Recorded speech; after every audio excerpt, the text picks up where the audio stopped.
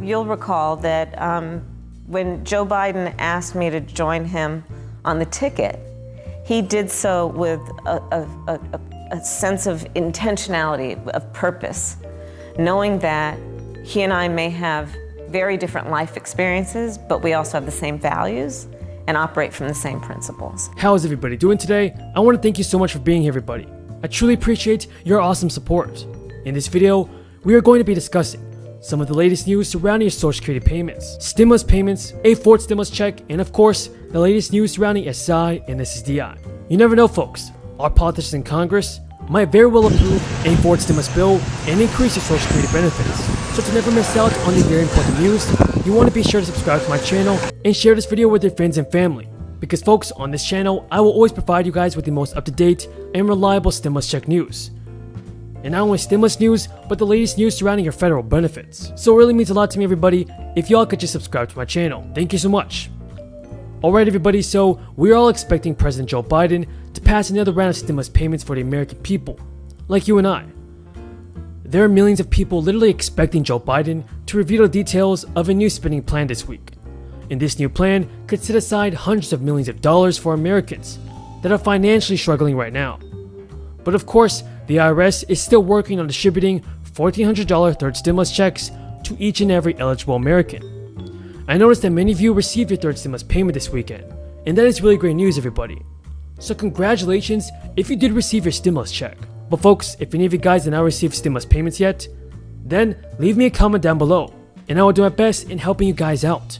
I want to see every member of my community receive a $1,400 stimulus payment. But folks, one thing is for certain, Joe Biden is surely feeling the pressure from multiple lawmakers to pass more direct relief payments. Several Democrats in Congress and several groups have been ratcheting up the pressure on Joe Biden to send more stimulus payments until this crisis is over. A fourth stimulus check would definitely really help people all across the country, but recurring monthly payments would help even more. Around 20 Democratic senators told President Joe Biden he should pass recurring payments. So folks, feel free to let me know in the comments, do you support a fourth stimulus check? Now, the US Bureau of Labor Statistics recently said that last year's first stimulus checks were largely spent on the basics. However, some people did decide to save or invest the money. So all of us are wondering whether President Biden is open to the idea of a fourth stimulus check and more recurring payments. But Joe Biden is taking some action. He'll be doing a major address to Congress and the nation very soon. Biden might unveil a $1.8 trillion proposal from the White House, and he calls it the American Families Plan. And this plan will include funding for education, childcare, and paid family leave. And to help families make ends meet, the bill will continue to expand the child tax credit, set to provide parents with monthly stimulus checks for up to $300 per dependent. Let's just wait and see what Joe Biden says and what he tells us Americans in his primetime address. Hopefully he does recognize that our politicians in Congress are not doing enough to help the American people like you and I. We have to help out our seniors, and we have to give more stimulus payments out to those of you that need it the most. And if you guys agree with me, then let's get this video to 1,000 likes. We do know that Joe Biden did campaign on increasing Social Security benefits and helping out seniors. But he has yet to take action, and he's yet to fulfill his promise. Everybody, if you believe that President Joe Biden must help out our seniors, then let's get this video to 1,000 likes. Now, what our politicians like Elizabeth Warren and Bernie Sanders want is to raise benefit levels above the federal poverty line. As we can see here, they say that SI offers a vital income floor for older adults as well as children and adults with disabilities. And that's because SI represents a vital lifeline for those Americans, without which they would be unable to meet their fundamental needs. Unfortunately, the federal government has failed to adequately maintain this lifeline. SSI benefits have long been inadequate, with the federal benefit level standing at only $794 a month, and that's far below the federal poverty line. Our politicians also want to increase the SSI asset limit and index it to inflation going forward.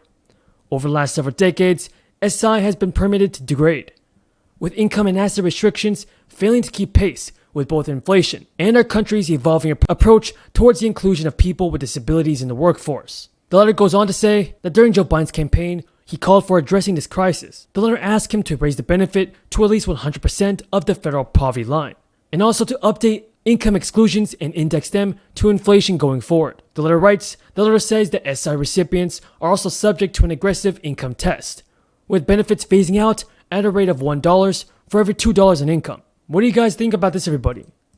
Should our Social Security benefits be increased? Hopefully, they can increase your Social Security benefits.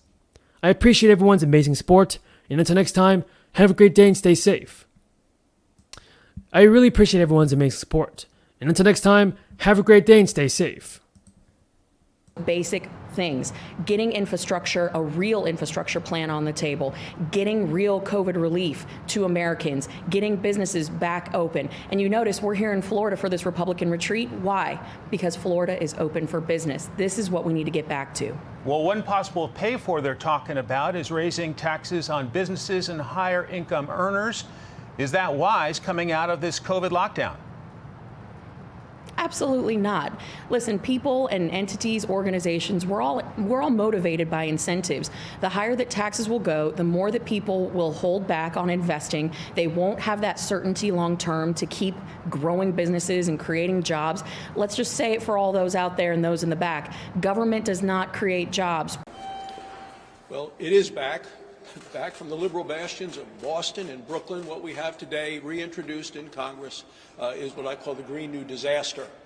We've seen it before, and they're doing this right as the economy is recovering from the pandemic. So it's very interesting that if you're somebody that pays taxes, that heats your home, that drives a car, you're going to end up paying more under the Green New Deal introduced today by Ed Markey and Alexandria Ocasio-Cortez. They're going to change the way we use energy in the United States, the sources of energy we've used over the last history, and for the next 10 years will change dramatically. We're going to be dealing with things called climate justice and punishing regulations and much higher taxes. On average, people who, in terms of their energy family use costs, will go about $3,800 a family. But Biden's positions already, because of his executive orders, have driven up energy costs. Cost of a gallon of gasoline is up about 50 cents a gallon since Inauguration Day. And the Green New Deal isn't just about costs on things. It's a major expansion of government, a change in the energy that we use, loss of many of our freedoms. I don't know what it is about the Democrats that they just aren't happy with America's energy successes. And as a result, they're willing to kill about 1 million good-paying jobs and kill our ability to have low-cost energy. And it's interesting because this is at a time, even through the entire Trump administration, U.S. emissions of carbon dioxide have continued to go down. And the United States only contributes about 15% to the global carbon dioxide. So we know what we want in terms of energy. We want it to be clean, affordable, reliable, and available. We want to make, as Republicans, we want to make energy as clean as we can, as fast as we can, and do it in ways that don't raise costs on American consumers. And the way to do that is through innovation,